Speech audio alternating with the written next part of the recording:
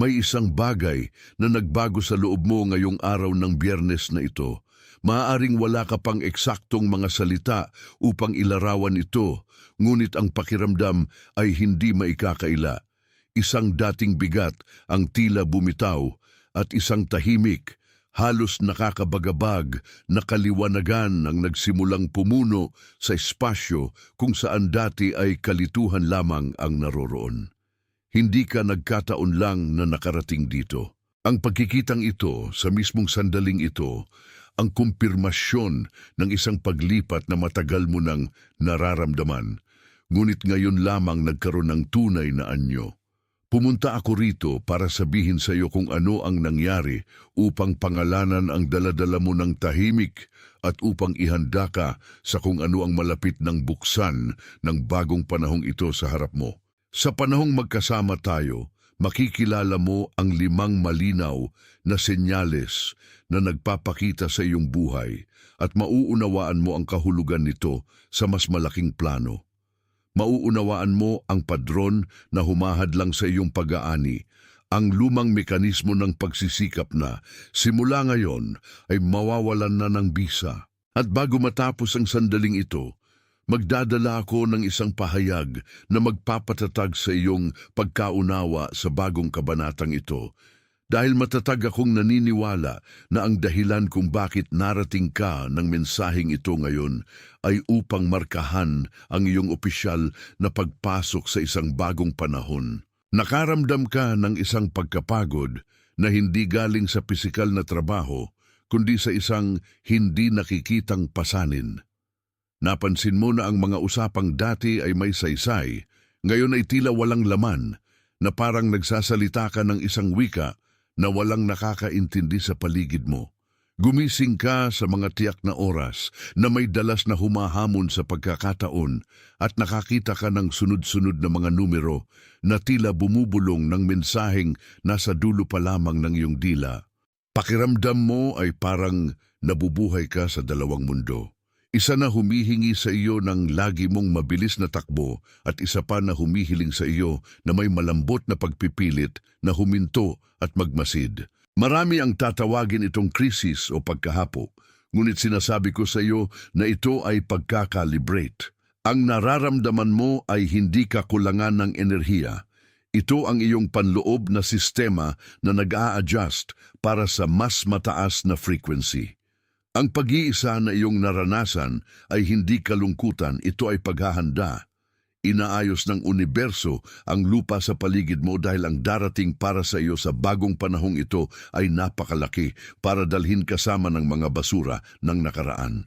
Ang nawala sa iyo o ang lumayo ay hindi isang pagkakamali.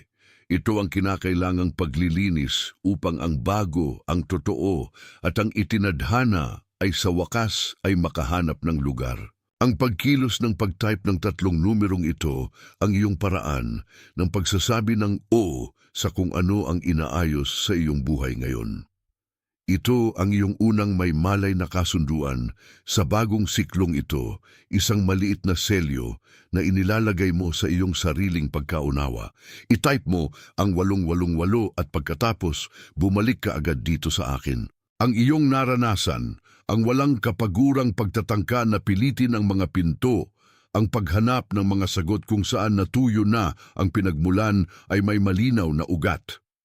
Nag-operate ka ng maraming taon sa ilalim ng paniniwalang ang iyong pag-aani ay nakadepende lamang sa iyong lakas, sa iyong pagpupumilit at sa iyong pawis. Ngunit ang hindi sinabi sa iyo ng sinuman at ang sisimulan mo ng mapansin ngayon ay ang pagsisikap ng tao ay may hangganan, samantalang ang probisyon na dumarating kasama ng bagong panahong ito ay walang alam na hangganan. Sinubukan mong umakyat sa isang bundok na hindi sa iyo, may dalang mga kagamitang hindi na angkop para sa lupang iyong tinatahak ngayon. Ang pagkabigo, kung matatawag man natin ito, ay hindi ang iyong kakulangan ng dedikasyon. Ito ay ang iyong pagpupumilit na maghasik sa isang bukirin na ubos na. Nasanay ka ng husto sa pag-survive na nakalimutan mo kung paano lang yumaman. May malaking pagkakaiba sa pagitan ng pagsisikap na nakakapagod at ng kahandaan na tumatanggap. Hanggang ngayon, ikaw ang manggagawa na nagtatayo ng bahay, ngunit sa bagong panahong ito, ikaw ay inaanyayahang maging may-ari na nagtatamasa ng tirahan. Ang paglipat na ito ay banayad, ngunit binabago nito ang lahat. Isipin mo ngayon ang isang malaking halamanan kung saan ang mga puno ay lumaking ligaw sa loob ng maraming taglamig. Ang ilan sa mga punong ito ay puno ng mga tuyong sanga na sumasakop sa espasyo na humaharang sa liwanag at umuubos ng katas na dapat sana ay mapupunta sa mga bunga. Ang panahong ito na iyong pinagdaanan, ang pakiramdam na ito ng pruning, ang masakit na pagputol ng mga tao, ng mga gawi, at maging ng mga inaasahan ay ang malaking pagputol. Ito ang kinakailangang paghahanda upang ang ani ng panahong ito ay maging sagana. Ang pruning ay hindi ginagawa upang sirain ang puno. Ito ay ginagawa upang iligtas ang kakanyahan nito. Kung wala ang pagputol na ito, magpapatuloy kang lumalaki patagilid, sa halip na lumaki pataas, patungo sa liwanag na ipinapangako ng panahong ito. Hayaan mong ang pagkilalang yon ang magtatahip sa lugar kung saan ang katotohanan ito ay kakatapos lang dumampi. Sa pag-type ng 3 salitang ito, nagpapatatag ka ng isang pangako sa iyong sariling paggising. Ginagawang isang ipinahayag na katotohanan ang dating isang kutob lamang. I-type mo ang handa na ako at pagkatapos bumalik ka agad dito sa akin. Siguro ay ginugol mo ang mga taon na pakiramdam na kailangan mong magpaliwanag, na kailangan mong bigyang katwiran o patunayan ang iyong halaga sa mga walang mata upang makita ang iyong paglalakbay. Matatapos na ito ngayon, sa bagong panahong ito, hindi mo kailangan ng pahintulot upang maging kung sino ka tinawag na maging. Ang pagpapatunay na labis mong hinanap sa labas ay salamin lamang ng kung ano ang hindi mo pa napatutunayan sa loob mo. Hayaan mo na ang iyong like ngayon ay maging iyong amen na walang salita. Hindi ito tungkol sa sukatan o numero. Ito ay tungkol sa isang kilos ng espiritual na pagsang-ayon, isang tahimik na paraan upang kumpirmahin na ang mensaheng inihatid dito ay natagpuan ang tamang patutunguhan nito sa iyong loob. Ang solusyon para sa iyong buhay mula ngayon ay hindi nakasalalay sa mga bagong estratehiya, sa mas maraming pagsisikap o sa isang mabangis na paghahanap ng kontrol. Ang solusyon ay ang pagbabalik. Ito ay ang pagbabalik sa iyong sariling kakanyahan, sa tinig na iyong pinatahimik upang mabuhay, sa ritmong iyong iniwan upang makibagay. Hindi mo kailangang itayo ang bagong panahong ito, kailangan mo lang maging available para dito. Ito ay isang pagbabago ng postura.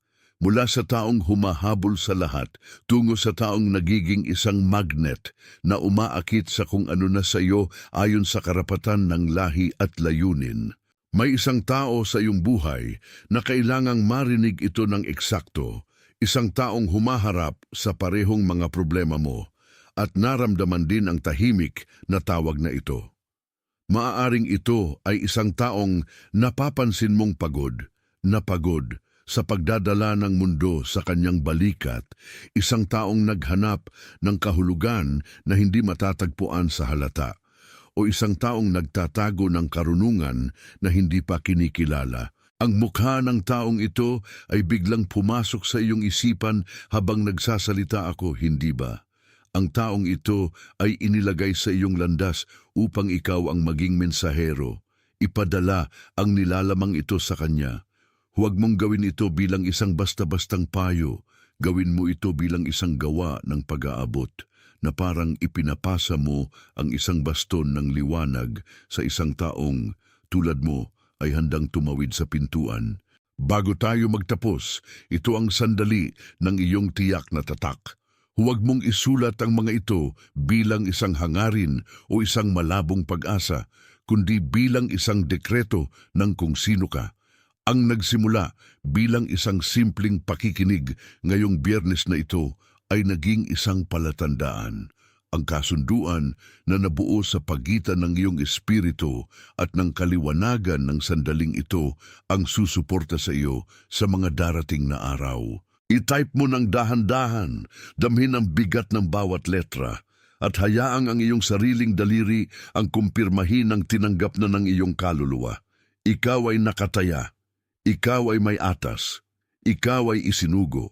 Ang bumubukas sa harap mo ngayon ay hindi isang pangkaraniwang landas, ito ay isang daang inihanda. Hindi ka na nag-ooperate sa pamamagitan ng iyong sariling lakas. Nag-ooperate ka na sa pagkakahanay sa bagong panahon na sumisimula ngayon. Lumakad ka ng may katiyakan ng taong nakita, ng taong narinig at ng taong tinawag.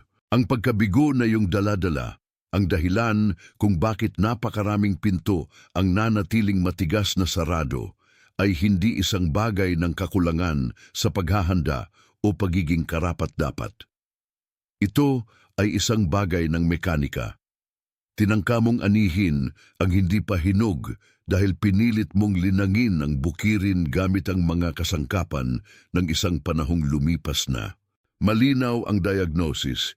Nag-operate ka sa lakas ng iyong sariling bisig na naniniwalang kung hindi mo itutulak ang buhay, kung hindi mo lalabanan ang bawat agos, walang mangyayari. Ginawa mong isang labanan ng iyong paglalakbay, samantalang, sa katotohanan, ang iyong misyon ay palaging ang maging isang daluyan.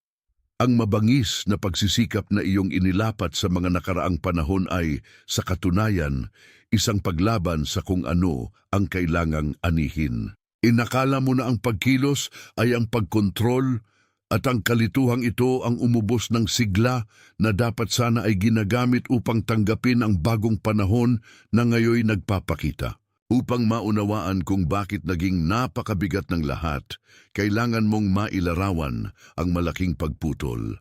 Isipin ang 100 taong gulang na puno na lumaki ng walang pigil, na may mga sangang nagkagusot-gusot sa mga direksyong walang patutunguhan, na umuubos ng katas na dapat sana ay mapupunta sa mga bunga. Ang malaking pagputol ay hindi parusa para sa puno.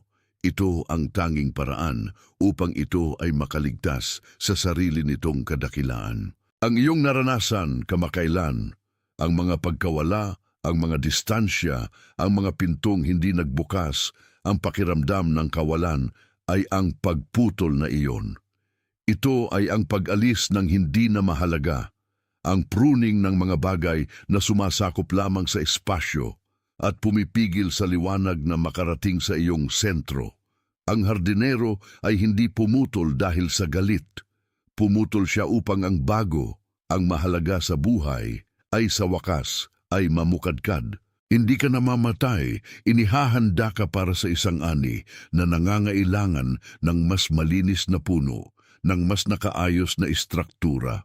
Ang prosesong ito ay masakit lamang kung susubukan mong hawakan ang mga sangang kailangang malaglag. Kung bibitaw ka, kung tatanggapin mo na ang pagputol ay ang pasimula ng kasaganaan, mawawala ang sakit at papalitan ito ng kaliwanagan. Hayaan mong ang pagkilala sa bagong panahong ito ay manatili sa kung saan ito kailangan sa gitna ng iyong kamalayan.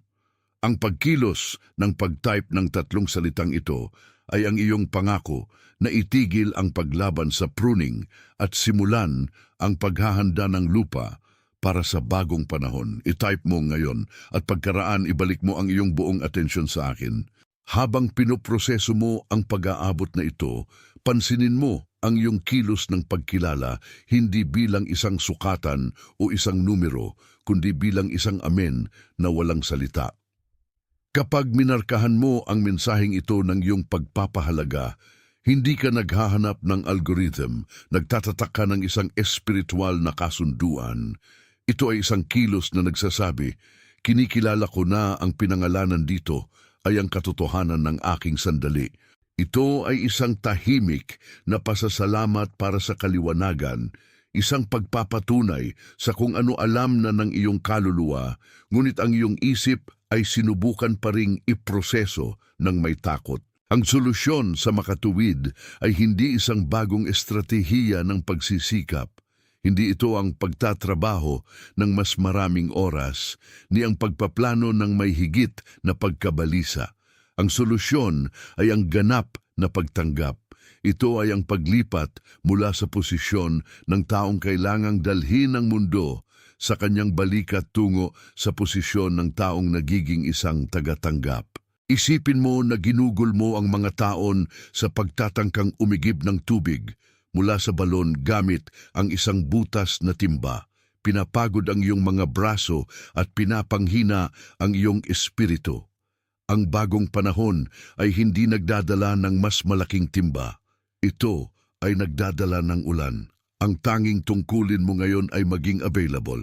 Ito ay ang matutong magbukas ng mga kamay, patahimikin ang isip, at pagmasdan ang mga senyales na ipinapadala ng universo, mga senyales na dati ay nalunod sa ingay ng iyong sariling pagpupumilit. Kapag tumigil ka sa pakikipaglaban, matutuklasan mo na ang landas na iyong hinahanap ay aspaltado na. Hindi mo lamang ito nakikita dahil masyado kang abala sa pagtingin sa iyong sariling mga paa, nag-aalala sa susunod na hakbang ng iyong pagkahapo. Ang bagong panahon ay isang imbitasyon upang maging sa halip na gumawa. Ito ay isang imbitasyon upang tirahan ang espasyo na binuksan sa iyo ng malaking pagputol. Pinupuno ito hindi ng mga bagong gawain, kundi ng presensya ng kung ano ang totoo. Lumabas ka na sa panahon ng pag-survive upang pumasok sa panahon ng pag-aani. At ang tanging hinihingi sa iyo ngayon ay ang tapang na maging kung sino ka talaga. Hinubaran ng mga baluti na ipinataw sa iyo ng lumang panahon. Ang kalmadong nararamdaman mo habang naririnig ito ay hindi nagkataon. Ito ang patunay na sinimulan mo ng baguhin ang iyong aksis ng pag-ikot. Hindi ka na tumatakbo pagkatapos ng buhay. Pinapayagan mo na ang buhay sa pinakamapuno at pinakasaganang anyo nito na matagpuan ka sa lugar kung saan pinili mo sa wakas na magpahinga. May mga tao sa iyong buhay na kailangang marinig ng eksakto kung ano ang nahayag dito ngayon. Isipin ng mga iyon na tulad mo ay nagdala ng bigat ng isang inaasahan na walang ibang tila na iintindihan. Pagnilaya ng taong iyon na nagtatrabaho ng masigasig araw-araw, gabi-gabi, ngunit nararamdaman sa isang malalim na antas na ang pagsisikap ay hindi nakadirekta sa tamang lugar. May kilala ka bang tao na may ganoong katangian ng tahimik na katatagan, isang taong nanatiling nakaangat ang ulo kahit na ang mundo sa paligid ay tila gumuguho, isang taong may dalang kislap ng pag-asa sa kanyang mga mata, ngunit lihim ay nakakaramdam ng pagod dahil hindi niya nakikitang nagbabago ang abot tanaw? Ang mukha ng taong iyon ay biglang pumasok sa iyong isipan, hindi ba? Ito ay isang taong may matalas na sensibilidad na nakakapansin ng mga nuanseng binabaliwala ng iba at na sa sandaling ito ay lubhang nangangailangang malaman na ang katapusan ng kanyang paghihintay ay malapit na. Huwag mong itago ito para sa iyong sarili lamang. Ipadala ang mensaheng ito sa taong iyon, hindi bilang isang ordinaryong mungkahi, kundi bilang isang pag-aabot, isang espiritual na appointment na iyong tinutupad. Ito ay isang kilos ng pag-aalaga, isang paraan ng paghahain ng pag-asa sa taong tahimik ay naghanap ng sagot na ngayon lamang nagsisimulang maging maririnig. Huminga ng malalim, damhin ang kahalagahan ng sandaling ito at bago tayo makapagpatuloy sa wakas ng pagkikitang ito, kailangan kong patatagin mo ang isang personal na pangako.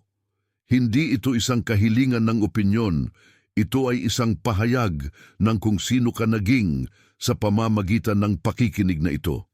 I-type mo ngayon nang walang pagmamadali, nararamdaman ang bawat letra, kinikilala na ang katotohanan ng pag-aangkin na ito ay hindi nakadepende sa panlabas na mga pangyayari, kundi sa kaliwanagan na iyong naabot sa pag-unawa sa iyong papel sa bagong panahon na sumisimula. Kapag isinulat mo ito, minamarkahan mo ang iyong teritoryo sa bagong frequency na ito. Tumigil ka na sa pagiging taong naghihintay ng pahintulot at naging taong umaako ng kanyang sariling kalikasan. Ito ang kumpirmasyon na hindi ka na nag-ooperate mula sa takot o kawalan, kundi mula sa autoridad na ibinigay sa iyo ng iyong sariling kahandaan.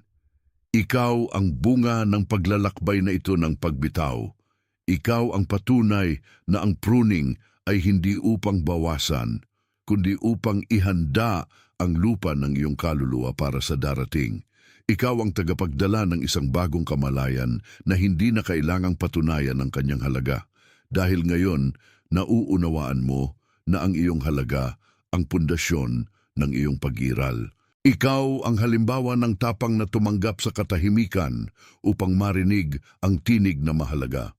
Ikaw ang nagpasimula ng bagong siklong ito, ang isa na bumangon noong ang lahat ay natutulog pa sa ilalim ng luhika ng kakapusan. Ikaw ay, higit sa lahat, ang pangunahing tauhan ng isang kwento, nakakatapos lang mahanap ang tiyak na pagliko nito. Tumigil ka, ano man ang iyong kinaroroonan o kung ano ang iyong ginagawa ngayon, tumigil ka. May isang bagay na nangyari ngayong Biyernes na ito, isang panginginig, isang banayad ngunit malalim na paglipat sa tela ng iyong katotohanan. Maaaring wala ka pang eksaktong mga salita upang pangalanan ito, ngunit ang pakiramdam na ang lupa sa ilalim ng iyong mga paa ay nagbago ay hindi maikakaila. Pumunta ako rito ngayon upang lamang pangalanan ang pagbabagong iyon at kumpirmahin ang napansin na ng iyong kaluluwa. Sa pagtatapos ng ating pag-uusap na ito, makikilala mo ang mga senyales na nagpakita sa mga nakaraang araw. Mauunawaan mo ang kalikasan ng pagkapagod na dinala mo na parang isang tungkulin at malalaman mo sa wakas kung bakit ang sandaling ito, partikular na ang Biyernes na ito, ay nagmamarka ng simula ng isang bagong panahon sa iyong personal na paglalakbay. Manatili ka sa akin, dahil ang paghahayag na aking dala ay ang pirasong kulang upang makumpleto ang pagkaunawa sa iyong sariling paggising. Nakaramdam ka ng isang pagkapagod na hindi nagagawa ng tulog, hindi ba? Hindi ito isang ordinaryong pisikal na pagod. Ito ay isang pagkahapo ng taong sinubukang panatilihin ang mga estrukturang dapat ay bumagsak na. Napansin mo ang mga usapang dati ay may saysay. At ngayon ay tila mga hungkag na eko ng isang nakaraan na hindi na sa iyo. Siguro ay paulit-ulit kang gumising ng 3:33 minuto ng madaling araw na may ganap na kaliwanagan ng isip na halos hindi komportable o nakakita ka ng mga paulit-ulit na numero 888 na lumilitaw sa mga resibo, plaka o relo, na parang sinusubukan ng universo na tawagin ang iyong atensyon sa isang tiyak na frequency ng kasaganaan at pagkumpleto. Ang pag-type ng mga numerong ito ang iyong unang kilos ng pagsang-ayon, ang pinakamaliit na selyo na tinatanggap mo ang inihahayag. I-type mo ang 888 at bumalik ka agad sa akin. Ang katotohanan ay nag-operate ka sa ilalim ng isang luhika ng pagsisikap na naniniwalang ang iyong katapatan ay sinusukat sa dami ng bigat na dala mo sa iyong balikat. Inakala mo na ang pagtutol ay pagtitiyaga. Ang pagkabigo, kung matatawag man natin ito, ay ang paniwala na upang umani, kailangan mong magpatuloy sa pagtatanim sa isang lupang ubos na. Sinubukan mong itulak ang isang pinto na, sa katunayan, ay bukas na para sa kabilang panig, at ang lahat ng iyong pagsisikap ay balintuna ang pumigil sa iyo na makalakad dito. May malaking pagkakaiba sa pagitan ng paghahanap at pagtanggap, at ginugol mo ang mga taon sa unang kategorya samantalang ang iyong kapalaran ay palaging ang pangalawa. Isipin mo ngayon kasama ko ang tinatawag kong malaking pagputol. Isipin ang isang punong namumunga na lumaki ng walang pigil na may mga tuyong sanga at mga sangang sumisipsip ng katas na hindi namumunga ng anuman. upang ang susunod na panahon ay maging masaganang ani. Hindi nagdadagdag ang hardinero ng higit pang pataba sa mga patay na sanga. Pumuputol siya. Inaalis niya ang mabigat, ang hindi produktibo at ang pumipigil sa sirkulasyon ng liwanag hanggang sa sentro ng korona. Ang iyong naranasan sa mga nakaraang buwan ay hindi isang pag-abandona o isang pagkawala. Ito ang iyong personal na malaking pagputol. Ito ang kinakailangang proseso upang ang iyong enerhiya na dati ay nagkakalat sa 1,000 walang kwentang direksyon ay mapagtuunan sa kung ano talaga ang mahalaga. Hayaan mong ang pagkilalang iyon ay maging isang tiyak na marka sa iyong sariling espiritual na talaan. I-type mo ngayon at bumalik ka agad sa akin. Ang bumubukas ngayon, simula ngayong Biyernes na ito, ay ang panahon ng pagtanggap. Hindi mo na kailangang makipaglaban upang patunayan na karapat-dapat ka sa liwanag na nagsisimulang pumasok. Hindi binibili ng iyong pagsisikap ang iyong bagong panahon. Pinapayagan ito ng iyong kahandaan kung ang aking inilarawan ay sumasalamin sa katotohanang itinago mo sa iyong dibdib. Hayaan mong ang iyong kilos ng pag-like sa sandaling ito ay maging iyong amen na walang salita. Hindi ito tungkol sa mga numero o sukatan. Ito ay tungkol sa tahimik na pagpapatunay na ang sinabi rito ay natagpuan ang tamang lugar ng landing nito. Ito ang iyong paraan ng pagsasabi na ang mensahe ay natanggap, naunawaan at isinama sa iyong kwento. Ang paglipat na iyong dinaraanan ay nangangailangan lamang na bitawan mo ang lubid. Matagal mo nang hinawakan ang timon gamit ang iyong mga sugat na kamay. Nakalimutan mo na dinadala na ng agos ang bangka sa tamang lugar. Hindi ito tungkol sa kawalan ng kilos, kundi sa isang may malay na aktibidad, kung saan tumitigil ka sa pagsagwan laban sa alon upang ayusin ang mga layag ayon sa hangin ng bagong panahon. Ito ay isang pag-aaral ng tiwala. Ito ang pagsasanay ng pagtingin sa mga oportunidad na dumarating hindi bilang isang bagay na kailangan mong makuha, kundi bilang isang bagay na kailangan mong maging presente upang matanggap. Tinatawag ka upang maging isang bagong paraan ng pag-iral, kung saan ang kakapusan ay nagiging isang lumang konsepto sa harap ng kalawakan ng mga bagong posibilidad na nagsisimulang pumila. Sa prosesong ito, tiyak na may naisip kang isang tao. Siguro ay isang taong nagtrabaho ng husto nang hindi nakikita ang resulta, isang taong nagpapanatili ng postura ng lakas sa harap ng iba, ngunit sa loob-loob ay may dalang isang katahimikan na puno ng mga tanong. Ang taong iyon na ang mga tampok ay pumasok sa iyong isipan habang nagsasalita ako tungkol sa malaking pagputol. Siya ang taong nangangailangan ng transmisyong ito. Huwag mo itong ipadala bilang payo, ipadala mo ito bilang isang pag-aabot. Maging sasakyan ka ng kumpirmasyong ito na pinapayagan na ang parehong kaliwanagan na nag-ooperate sa iyo ngayon ay makatatak din sa puso ng taong tulad mo, ay naghihintay ng tamang senyales upang bitawan ang bigat ng nakaraan. Kailangan bago matapos ang panahong ito na magkasama tayo, na ilagay mo ang iyong sarili sa isang posisyon ng lubos na katotohanan sa harap ng iyong sarili. Hindi ito tungkol sa kung ano ang nais mo, kundi tungkol sa kung ano ka na. Ang paglipat na iyong dinaranas ay hindi isang panlabas na pangyayari, ito ay isang panloob na pag-tune. I-type ang mga salitang "Ako ang napili" sa mga komento sa ibaba. Huwag itong i-type bilang isang kahilingan, kundi bilang isang dekreto. Hayaan na ang 4 na salitang iyon ay maging huling tatak na. Ang iyong pagkatao ay hindi na tinutukoy ng iyong nakaraan, kundi ng kahandaan na iyong ipinakita ngayon. Sa bawat pagkakataon na may kamay na nagtatype ng pahayag na ito, ang kolektibong kamalayan ay lumalakas. Lumilikha ng isang larangan ng suporta na hindi nakikita ngunit hindi masisira para sa lahat ng mga naglalakad sa parehong pagtawid na ito. Ikaw ay nakatuon sa katotohanan na ngayon ay pumipintig patungo sa iyo. Ikaw ay inatasan na lumakad sa bagong panahong ito na may kaliwanagan ng isang taong sa wakas ay naintindihan na ang kanyang papel. Ikaw ay isinugo upang maging liwanag sa iyong sariling kapaligiran, kumikilos hindi sa pamamagitan ng puwersa, kundi sa pamamagitan ng patuloy na presensya. Sa mismong sandaling ito, sa lahat ng sulok ng mundo, ang iba ay humihinto, humihinga at nararamdaman ang eksaktong parehong panginginig ng pagbabago. Hindi mo ginagawa ang paglipat na ito ng nag-iisa. Ikaw ay bahagi ng isang tahimik na paggising na hindi nangangailangan ng ingay upang maging totoo.